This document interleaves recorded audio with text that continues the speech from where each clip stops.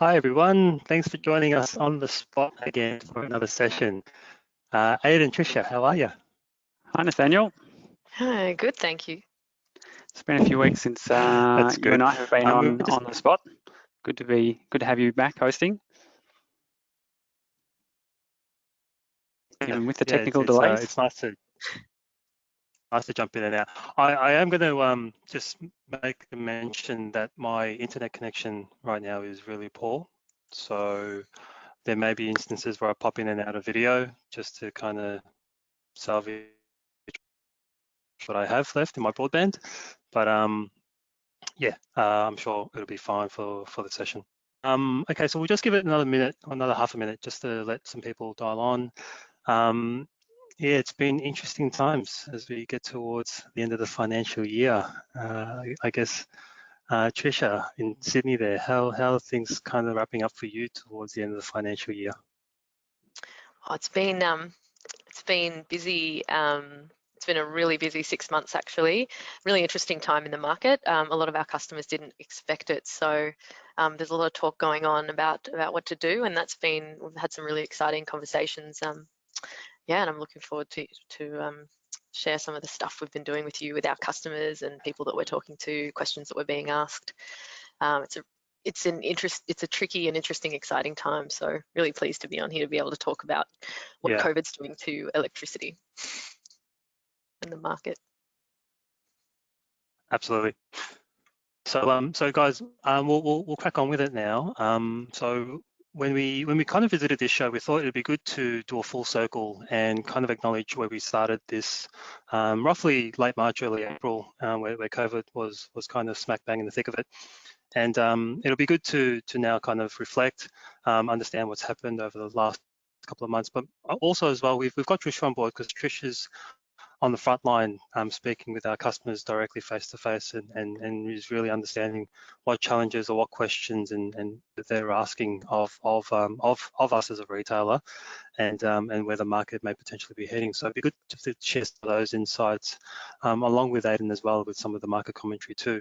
So I guess on that note, I guess Aidan, can I kind of lead to you?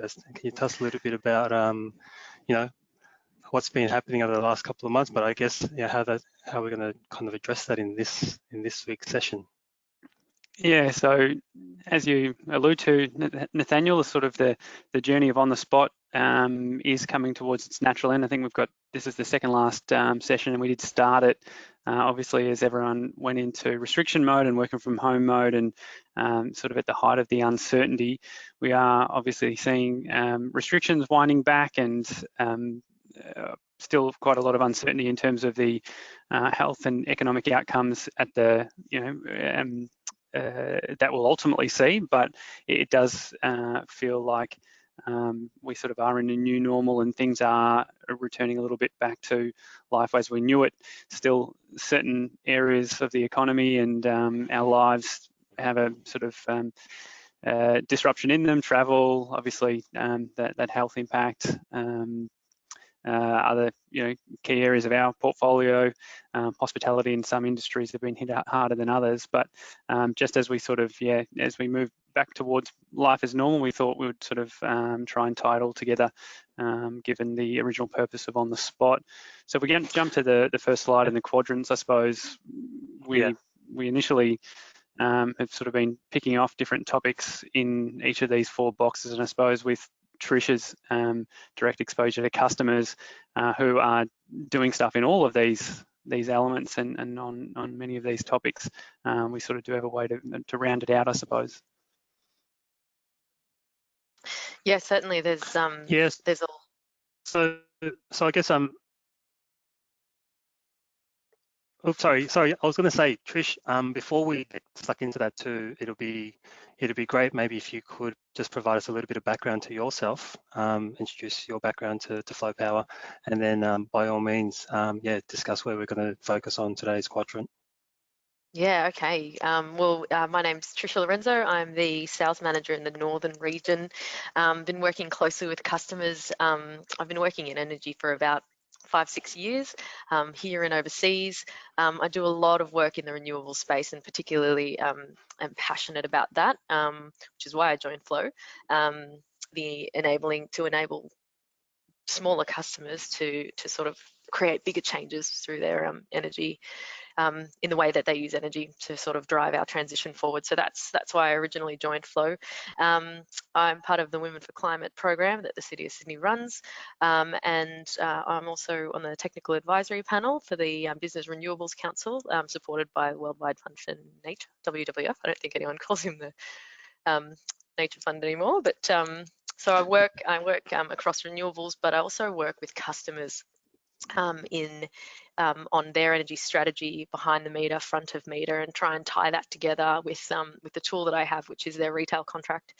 And so I'm really excited to be on here today to talk about what we've been able to do with the current market with our customers, and how they're responding, and what opportunities they're taking advantage of. So there's my role. That's great. And yeah. So yes, please. So today we're going to be focusing on that finance quadrant there, and in particular some of the feedback and questions that we generally get from our customers as well. So so I guess, Trish, what are you seeing? When you're talking to our customers, what are they doing? What are they concerned about? What's the horizon look like for them? That's a great question. This period, where most customers would normally be chomping at the bit and running it, trying to work out their electricity procurement and doing their day-to-day business, BAU, they've had a bit of time to pause and consider energy. I'm finding that customers are a lot keener to talk about energy as a strategy, as opposed to just buying an electricity contract, which is a really cool thing. So in terms of existing customers, we're talking to them a lot about their energy strategy and what they can do, particularly behind the meter. So that's stuff on site, and that includes things like optimizing their price efficiency, and that's their sort of spot-based peak off-peak usage. Things like battery feasibilities are biting, which is great, and organisations that are taking sort of slow down time to consider how are we going to really come at this strategically. So that's been fun. Yeah, existing customers, and also customers just coming to us in general saying, people are telling us the market is low, how can we take advantage? So we're starting that forward contracting conversation, and I think Aidan's going to give us a really nice background as to why forward contracting right now, at least looking at it, is worthwhile, and the reason that we've been talking to our existing customers and anyone that's coming at us now to have a chat just about how they would approach electricity. And probably the most interesting, exciting one that's happened this year for us is being able to support existing customers that are in contract to take advantage of the market falls whilst in contract. So that's activating the option, which we can discuss later. But yeah, I'm keen to all of this sort of pivots around how that price has moved, and I think that's on our next slide, Laura, if you want to nudge across to that. And Aidan, take it away. I think you can probably describe what's going on here. Yeah, thanks, Trish. I'll put my hand up as well. Not necessarily technical difficulties, but I think the neighbour has pulled the chainsaw out at the wrong time today. So if you're hearing any noise in the background, I do apologise. I'll try and mute myself in between. It's a nice day here in Melbourne, so a good opportunity to do some outdoor work, obviously. What we're looking at here is the journey over the last 12 months of the calendar year 21 base load contract in the futures exchange, in the four mainland NEM regions: New South Wales in the top left, Vic top right, South Australia bottom left, and Queensland bottom right. So we've looked at prices on various on the spots previously, both the spot market and the forward market. So the evolution for price probably shouldn't come as a surprise to many, but quite clearly what you can see is quite a significant movement in price over the last 6 months or so, starting sort of late 2018 and late 2019 and continuing through this year. We have seen prices pop up a little bit in all regions in the last month or so, probably a low reached in April or late April or early May, but by and large prices still very depressed given where we were coming from. Again, for anyone who's visited any of the previous on the spots, would have a fairly good understanding about what's been driving the price. Obviously, COVID sort of materialised globally in that sort of March, April window, and is obviously continuing to affect certain regions. But from an Australian perspective, it really was sort of the restrictions and the shutdowns happening in that March period, and obviously continuing and now starting to ease. There's sort of a nice arc there in terms of prices sort of reaching a low then and then starting to pick up a little bit. So it is tempting to sort of look at this price and say, oh wow, COVID really sort of drove a really bearish impact on price and sort of allowed it to hit that low before it's starting to recover. But largely speaking, obviously prices were falling significantly before then. So the issues that we've talked about before around the record levels of renewable generation in the system, the record levels of solar PV going up on everyone's roofs, really hammering demand, as well as obviously energy efficiency activities, not only in our customers' portfolio but elsewhere, that is leading to slightly less consumption, sort of impacting both the supply-demand balance, such that prices have really moved considerably lower, as you can see in all of those regions. Yeah. And there's definitely no sign of any of those activities slowing down either. Yeah, exactly right. So, I mean, this is also complemented by depressed prices in the spot market, more or less. You know, we are seeing some short periods of volatility. Evening peaks are sort of starting to open up a little bit higher than the daytime lows, as you would expect, as that impact of solar in the duck curve really takes shape. But by and large, the physical market is very depressed. The spot market is very depressed, and so contracts have mirrored that. And absolutely right. Not a great deal of change coming in the short term. If anything, more renewables expected to be commissioned in 2020, despite the challenges with AMO and connection and any of the uncertainty around the Aussie dollar, etc. That's all still, those projects are far enough progressed that they should still materialise. Timing may be slightly uncertain, but we will see it hit the market 2020, 2021. And so that shift very much underway to continue to impact when renewables are entering the system. So I suppose, yeah, Trish, from your perspective, no doubt this would have triggered many conversations with customers. We were coming out of an exceptionally high market, almost record highs depending on your region, maybe not so for Queensland, but all others extremely elevated. How has the conversation changed, or I suppose how have you been talking directly with our customers and prospects through this sort of sell-off in price? Yeah, it's had a really interesting effect, this sort of cliff that the energy prices have come off in the last few months. The impact to renewables has been actually quite large, with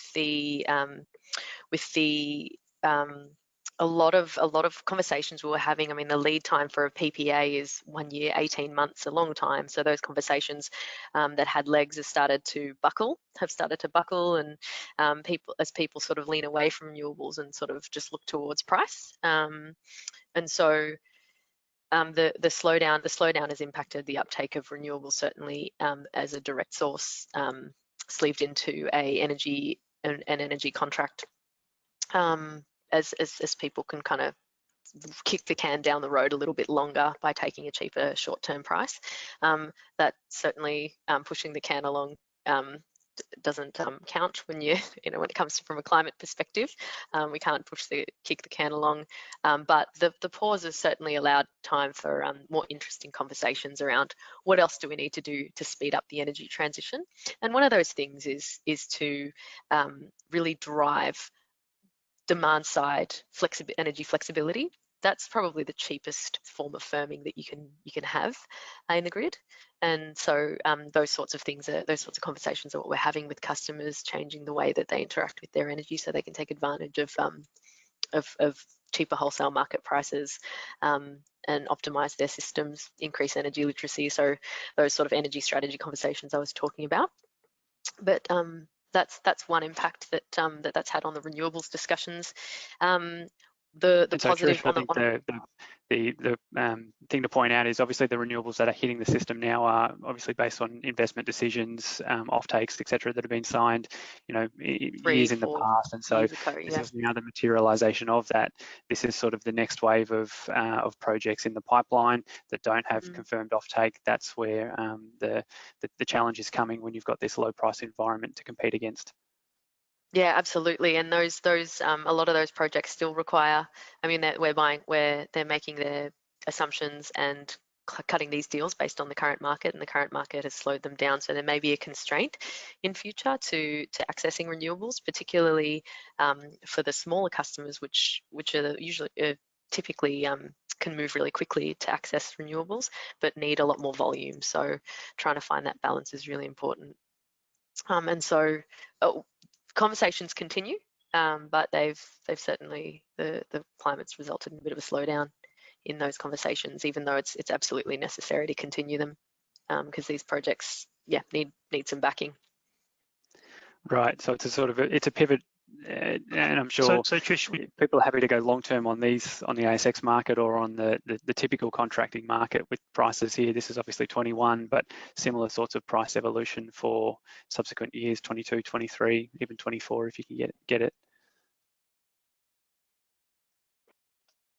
I guess a question that I have,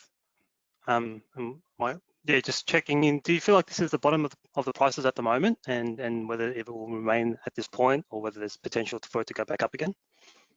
And that's a question to both Aidan or Tricia. Yeah, so I suppose from my perspective, clearly the market has popped up a little bit in all of these regions, as you can see, and that's a trend that you would see in the 22s and the 23s as well if you're looking for multi-year contracts. Price, obviously, I mentioned earlier that COVID hasn't sort of had a great physical impact on the market, but certainly from a sentiment perspective, things were quite pessimistic and bearish in that March and early April period, just because of the heightened uncertainty. And at the same time, you obviously had that happening to global markets, and you had oil prices well,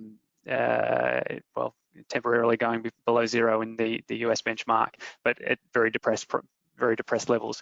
Oil is now sort of recovered, and that is potentially a leading indicator of increasingly a leading indicator of the Aussie gas market, because of the linkages through the global gas market, the LNG market, and some of those oil indexation formulas. So potentially the end, the low is probably in the near term as prices pop up.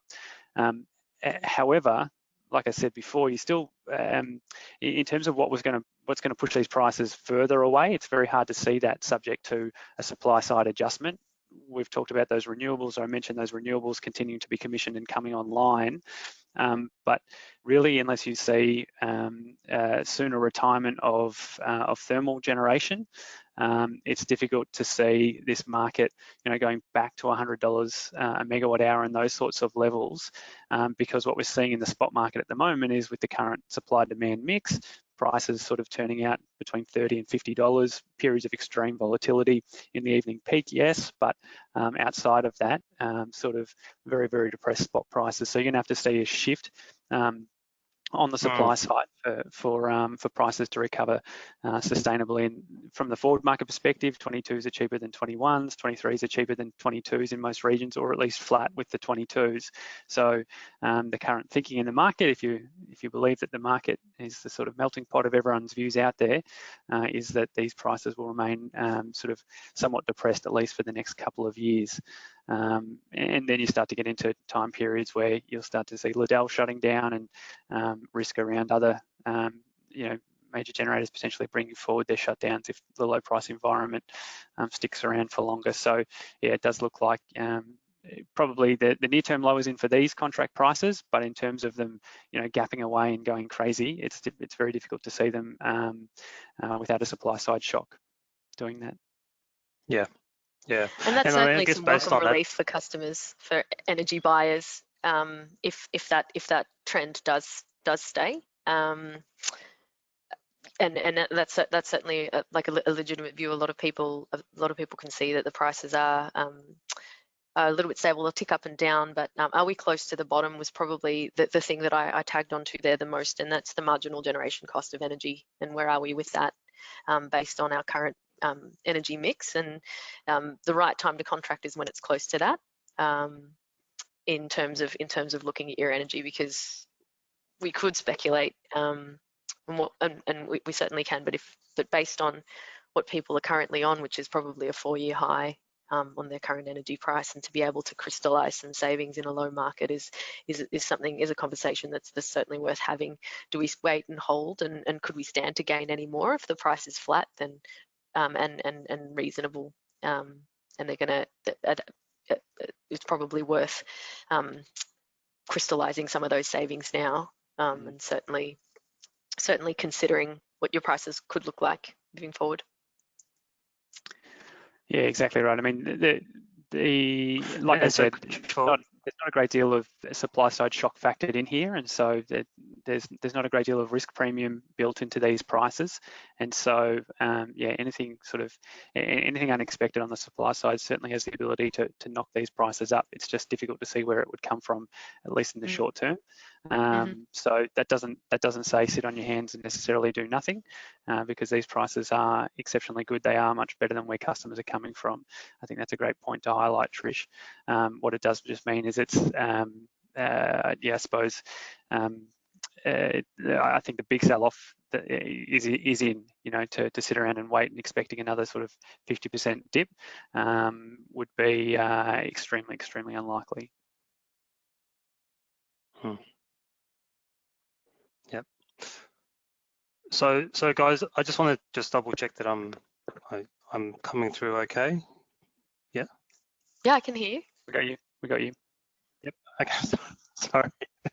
Felt like I was out for a second there. So I guess so Trish, I suppose given that we are at reasonable lows, there are, you know, it has impacted on the renewables somewhat, from all those discussions that were taking place over the last 12-18 months.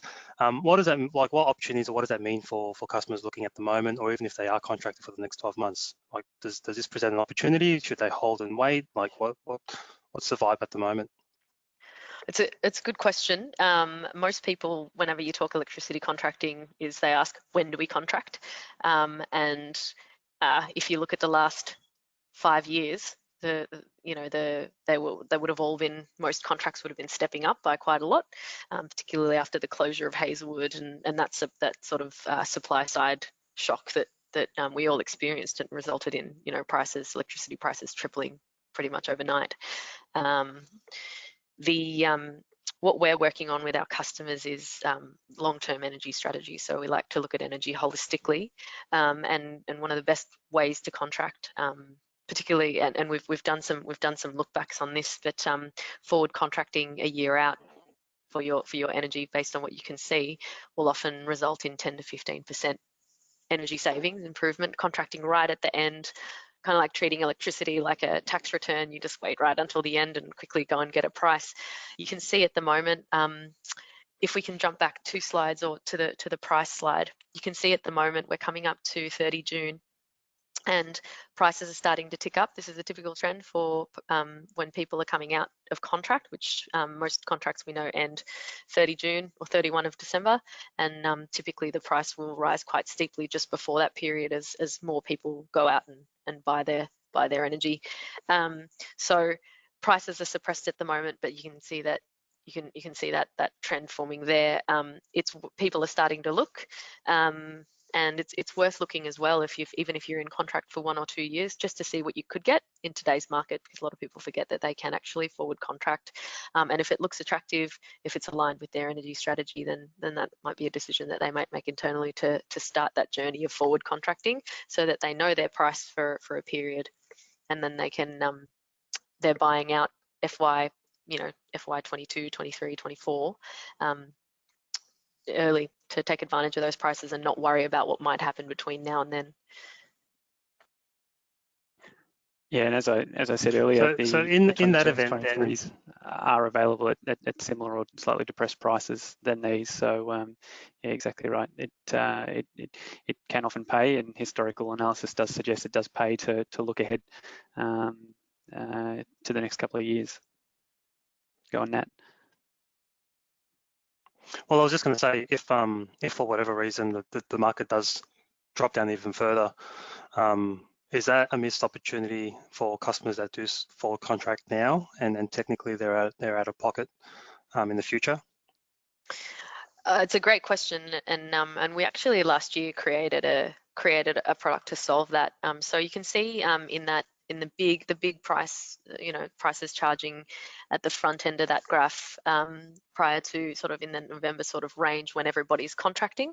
A lot of customers need to go to market and get electricity. So a lot of customers contracted with us in that period, and we gave them, we created a product called the active option, which essentially meant that if the prices fell, they would be able to enter into the lower pricing during their contract term. And as you can see, the market did fall. It came down sometimes 40%. And what we did, and that was speaking to sort of the customer side of things, what have we been doing with our customers? We helped them exercise the active option so that they could opt into these lower rates during their contract term. Didn't cost them any extra. It was just part of what they'd signed up to with us last year, which meant that customers that were looking at paying those really high prices you can see at the front of the graph were able to capitalize on the savings. And Aidan actually did a lot of work around making sure that we activated that option at the right time, and we were able to get an average of about 17 to 18% savings for our customers that were still within their energy contract period without them having to extend. So it's not like your standard sort of blend and extend offer. It's a there's your contract, there's your price. Oh, sorry, there's your price, and there's your new price, and that's it. Customers didn't need to do anything other than approve us giving them a lower price, which is a really nice thing we were able to do coming into COVID. So it was a fun exercise. Yeah, pretty nice conversation to be having directly with customers, I'm sure. Yeah, some good news. It can save them within their current agreement. And we still have that. So to your question, that if customers think it's going to fall any further, they could just simply take the option and roll on. And if it went down, if the price went down, we've got Aidan's team watching the market to ensure that we can help them capitalize on a fall like this. Okay. Yep, and you're protected if it goes the other way. That's right. Sorry, I forgot to say the price that they locked in is the roof, yeah, they only stand to gain from there. That is cool.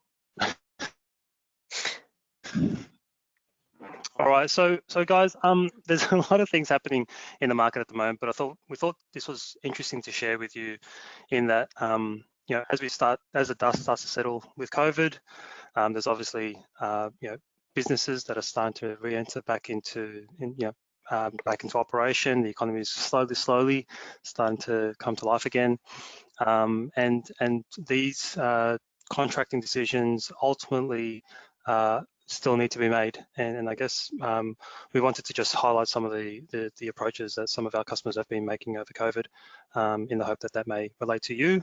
But I guess in that context, and as a small plug out there, if you are looking to contract, or if you are looking to forward contract even, just to echo some of the comments that Tricia and Aidan have made, now's a good time to do so. And there's opportunities there to see what's available, see what you can save, and we'd be certainly keen to help out there. But without dwelling on that too much, let's jump into some questions. So we've got a couple here. Chris has asked, are you considering continuing these webinars? So Chris, thanks for asking.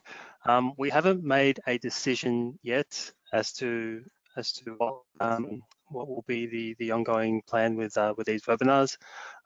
But next week is our last session that we have scheduled, and we aim to obviously make that decision before that. But yes, thank you for asking.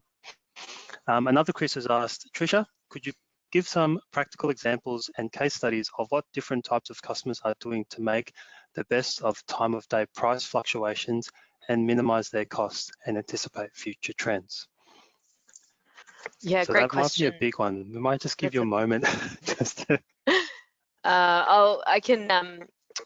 I can certainly answer that pretty quickly. There's we've got technology. It's called a K-Watch controller to send signals and pricing to our customers. All customers on retail contracts can receive a K-Watch controller, and basically Nat's team, actually the engineering team, will as well as our account management team, will work with the customer early. I'm not sure how many people out there know this, but we've got bespoke account management. Every single customer has an account manager assigned whose name they know and who they can call directly. And that particular account manager works with each and every one of the customers to understand how to shape their load if they can, or even provide them opportunities in demand response. It's a pretty broad question, but we've got the tools and the expertise to help customers at different levels access those savings. I don't know whether we all know, but the new true peaks are really just few hours in the morning and few hours in the afternoon. If you use a lot of daytime power, that's really cheap power, and you shouldn't be paying peak for it. So it's just sort of guiding customers away. It's a good question too, Chris, because the PEA session that we did a few weeks ago, that may be session 7 possibly, but we can send you that link. The PEA has a huge component to that question. Ultimately, our goal as a service provider also is to optimize that PEA for our customer, which tries to guide them to use energy at times where it's cheap, and then avoid those more expensive times throughout the day. And ultimately, it does come down to the business, whereby agribusinesses, irrigation companies, water boards, manufacturing, some commercial buildings can have some level of flexibility in them, but yeah, ultimately, where there's stored energy or where you're able to shift energy around, within 2 hours of each other, that presents massive value when you can apply those changes across the year. And so these are the things that we covered in that PEA session. And specifically, practical examples ideal are quarries, cold storage, manufacturing, even offices, and with a BMS system and some controls, you can optimize it. It may not necessarily happen overnight, but it's a process, and it really adds into the energy literacy of the organization to be able to do things like flex load. And there's a whole bunch of opportunities that the whole market is creating to capture that value of being able to shift away from those shoulders. And if your organization can do it, you're on the front foot to take advantage sooner. So again, anyone that crushes, cools, heats, or pumps, it's probably the first 4, but you can really... The quaddy. Sorry? The famous quaddy. Yeah, that one. Yeah. But you can feel free to just drop us a message in inquiries or whatever if you've got a particular organization type that you want to talk about. Yep. Okay, so I've got one more question here. How do you pass on the risk reward associated with your cap but option for reduction contracts, and how does the market for this operate? I might need to lean on you guys to answer that question. Yeah, no worries. That's a good question, Chris.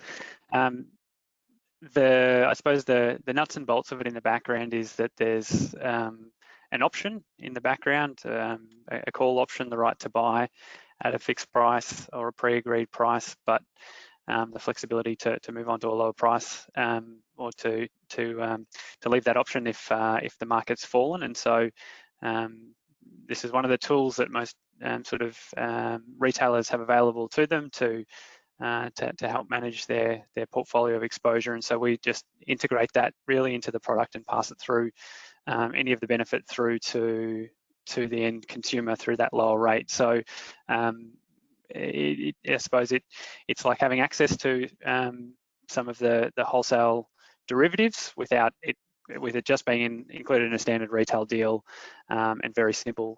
So the example that Trish talked about, I think our account manager's got on, sent out some notifications to the guys, to the different customers, to let them know that lower prices were available for the forward periods. And we got those locked in to sort of realise those savings. So it's fairly painless from a customer's perspective. We've got eyes on the market. You don't need to stress about it too much. If you've got a particularly large load, or you've got you know, if there's a consultant or a broker sitting between the customer and the retailer, we're certainly happy to share that decision-making process for certain customers. But by and large, we found that most customers sort of allow us to manage it, and yeah, we pass the benefits through where they're available. The other thing I'll just probably comment on that PEF optimization, that's really around, so just to make it clear, this is available now in the absence of the wholesale demand response mechanism. This is stuff that we're doing with our customers already today, and have have retail contracts that allow you to do all of that. So certainly a lot of buzz around with the wholesale demand response mechanism being pushed along in the last week or so, which is great from a customer side and a participation side of the market. But we can actually help you to do some stuff sooner. Yeah, good point. So guys, we might leave it there now. Again, thank you for attending. Thanks, Trish, for joining us on the spot. Yeah, thanks, Trish. So just to repeat, we next week is our last session, and then we'll make a call as to whether we will continue these sessions. It may drop down in frequency. And the context may change, but it's an exciting time for us to just reset, think about the purpose of this. But above all, we just want to thank you all for attending the last 11 or so weeks. I think it may have been, maybe 10. So it's been quite an interesting ride to launch this, you know, on a moment's notice, on the spot, and given that there's been, you know, close to 100 people signing up every week, starting off with a few hundreds out there. We've really appreciated your attention and your engagement, your commitment good questions. It's been great. Absolutely. So we do have one more session next week. We're doing our best to get guys out with guns blazing and bring us some interesting content. So so watch out for that one. But yeah, for the moment, thank you all, and yeah, we'll catch you soon.